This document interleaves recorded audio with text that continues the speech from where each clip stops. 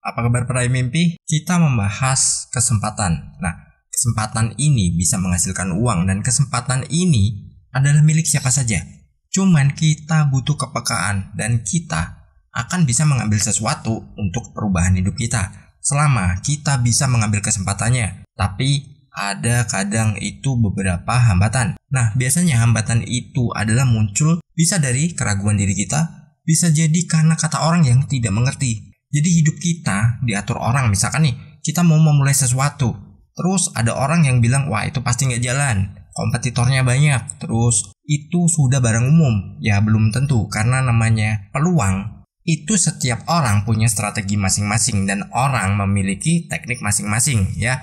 Jadi temukan apa yang menjadi kesempatan teman-teman dan jadikan itu adalah sebagai jalan untuk merubah kehidupan teman-teman. Jangan pernah hiraukan kata orang, tetaplah maju dengan apa yang menjadi tujuan teman-teman. Karena apa? Dengan begitu, kehidupan teman-teman juga akan berubah dan menjadi jauh lebih baik daripada kondisi sebelumnya. Karena ya, kita sudah mengambil kesempatan. Ingat, kesempatan itu bukan sesuatu yang sepele. Kesempatan itu merupakan sesuatu yang memang akan menciptakan perubahan. Mungkin kalau kita berpikirnya, wah jualan ini pesaingnya udah banyak yang jualan.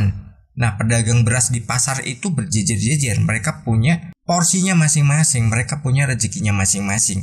Ada yang jualnya grade-nya rendah, ada yang jualannya grade-nya tinggi dan semuanya laku, mereka bisa jualan. Nah, begitu juga dengan kesempatan. Kalau ada kesempatan, meskipun kita sudah memiliki kompetitor, jangan pernah takut, karena ada 3 kunci ya. Kita jadi yang pertama, kalau nggak bisa kita jadi yang terbaik, dan yang ketiga kita jadi yang berbeda. Pilih salah satu mana yang paling mudah. Kalau misal kita nggak bisa jadi yang pertama, ya sudah, kita jadilah yang terbaik meskipun kita sudah memiliki kompetitor. Tapi kalau yang pertama nggak bisa, yang kedua nggak bisa, ya kita nggak bisa jadi yang pertama dan terbaik, kita bisa menjadi yang berbeda. Nah, berbeda ini berbagai macam hal ya. Kita bisa dari segi brandingnya, dari segi harganya, dari segi kualitasnya, dari segi teknik pemasarannya itu bagaimana. Kadang orang berpikiran bahwa wah udah kalah, itu mereknya udah puluhan tahun. Ya nggak gitu juga. Kita punya teknik masing-masing dan kita punya sesuatu yang memang menjadi daya tarik. Setiap market itu memiliki karakter yang berbeda. Mungkin kalau target market Anda kelas medium, ya sudah, Anda fokus aja di kelas medium. Terus kalau Anda punya target untuk middle up, ya Anda masuk ke middle up. Anda punya yang di bawahnya medium, ya udah di situ, fokuskan di situ. Karena apa? Tiap market beda-beda. Berapa banyak merek laptop? Mereka segmen marketnya beda-beda. Jadi jangan pernah kita merasa, wah ini ada kesempatan, tapi ini udah ada pesaingnya. Saat udah ada pesaingnya, berarti nggak jalan, belum tentu ya. Semua itu ada caranya dan kita bahas bareng. Di poin pertama, gunakan kecepatan. Nah, kecepatan kita ini bagaimana? Ya kita harus berani mengambil resiko. Tanpa kita berani mengambil resiko, maka usaha kita nggak akan pernah menjadi apa-apa. Kalau kita nggak mengambil resiko, ya kita nggak akan segera memulai. Kita harus siapkan dulu bagaimana kita mengantisipasinya. Yang jelas, gunakan kecepatan kita untuk mengambilnya. Nah, mengambilnya ini bagaimana? Kok butuh kecepatan? Paling tidak kita udah tahu dulu ini apa. Terus ini nanti kita segmennya mau kemana, kita pelajari. Nah, saat itu udah oke, ya sudah, kita tes. Begitu barang udah oke, ya sudah, kita bisa memulainya. Kita gunakan strateginya. Jangan takut kalau di awal kita mengalami sebuah kegagalan. Dalam artian gini, saat kita memulai pasti mungkin di pertengahan jalan itu ada, wah ini gimana caranya biar orang kenal produkku. Terus bagaimana caranya orang itu tahu dan melirik. Nah, itu juga harus dilakukan dan kita butuh kecepatan itu untuk mengambil sebuah peluang. Kalau peluang itu udah kita lewatkan, ya sudah, kita udah menyanyiakan apa yang menjadi jalan untuk merubah kehidupan kita. Orang jual makanan juga banyak, tapi mereka punya pasarnya masing-masing. Orang jualan pakaian itu juga nggak sedikit, dan mereka punya marketnya masing-masing. Begitu juga Anda, misalkan Anda ada tawaran untuk bisnis apa yang mungkin memang baru keluar, terus di situ kompetitor udah banyak, malah mungkin lebih awal ya, mungkin puluhan tahun lebih awal. Tapi kalau Anda bisa membuat sesuatu yang berbeda, Anda bisa melakukan sistem pemasaran yang berbeda, itu adalah sebuah kesempatan bagi Anda karena Anda udah melakukan kecepatan dan Anda mau belajar. Gak ada salahnya belajar, namanya belajar apapun pasti kita butuh biaya ya. Entah itu biaya untuk apapun ya, namanya belajar ya. Mungkin kita mengeluarkan modal untuk ya membeli barangnya dulu. Terus kita bisa nanti juga mempersiapkan bagaimana nih jualnya. Nah, kita mau beriklan, kita mau apa, juga kita butuh biaya. Ternyata itu di luar prediksi kita. Ternyata harganya berbeda. Terus ternyata marketnya belum menerima. Ya jangan menyerah, putar otak lagi, cari cara baru. Saat kita udah mendapatkan cara baru dan nantinya kita udah mendapatkan sesuatu yang udah cocok, ya sudah, fokus aja di situ. Kita nggak bisa yang namanya juga menghalangi orang lain. Misalkan ini mau maju, janganlah itu ada saingan.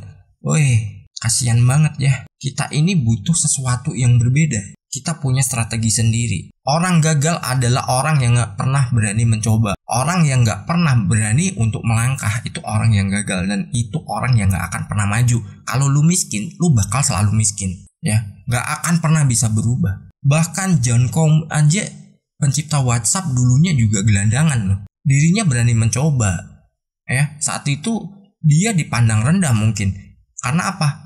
WhatsApp belum dikenal. Mungkin orang udah terbiasa pakai BlackBerry Messenger. Tapi apa? Dirinya juga mau berinovasi dan dirinya mau belajar. Mungkin ya biayanya juga gak sedikit. Tapi apa sekarang? Kita semua pakai. Seluruh orang di dunia pakai. Kita gak akan pernah mendapatkan sesuatu kalau kita gak pernah berani mencoba. Dan kita siap mengambil resikonya. Lalu di poin kedua kita harus melakukan analisa dulu. Nah, analisanya ini bagaimana? Ya kita tahu kebutuhan orang bagaimana. Target market kita ini ke siapa, kita harus tahu juga. Apalagi di zaman sekarang ini kita memiliki teknologi yang kita mungkin berjualan gak harus dari pintu ke pintu. Tapi kita bisa menggunakan caranya yang jauh lebih simpel dan kita gak perlu kemana-mana juga.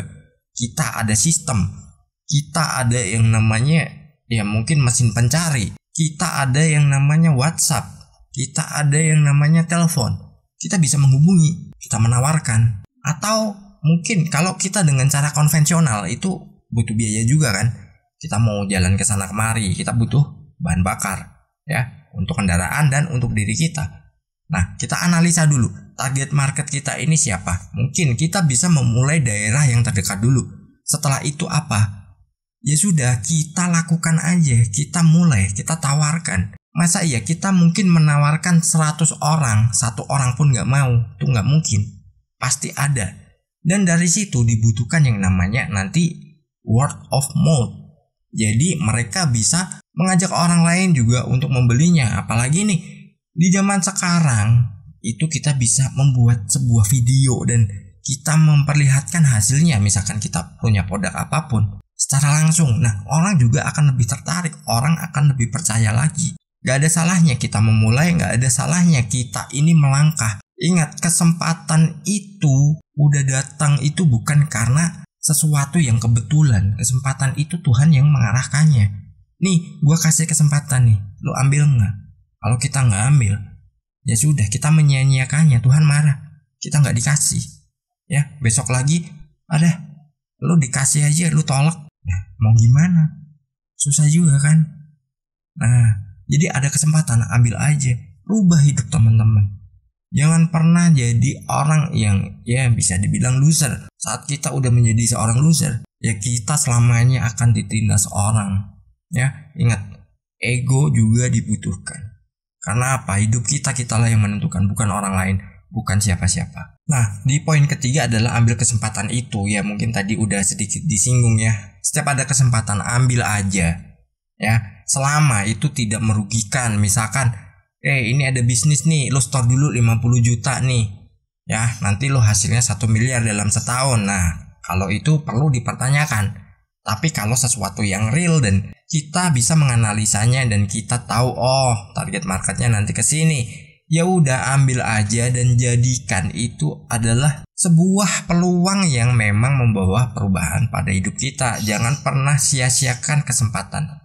Jangan pernah abaikan yang namanya kesempatan, karena kesempatan itu adalah sesuatu yang berharga. Mungkin teman-teman pernah mendengar ya saat saya bilang bahwa suatu ketika ada orang ya, kakek-kakek nih, saat ada banjir, dia naik di atas atapnya, terus dia berdoa minta pertolongan. Ya, habis itu ada kapal yang datang, ada perahu yang datang mau nolong, dia nggak mau. Nggak usah. Aku udah berdoa, udah minta ke Tuhan. Terus habis itu ya udah si perahunya pergi karena dia nggak mau. Lalu helikopter datang juga mau menolong, dianya nggak mau. Akhirnya apa? Ya udah helikopter pergi. Nah begitu sudah yang namanya dia tenggelam dan meninggal. Wah di sana dia protes. Dia bilang ke malaikat, kenapa Tuhan tidak menolongku? Karena aku udah berdoa, minta bantuan, minta ditolong.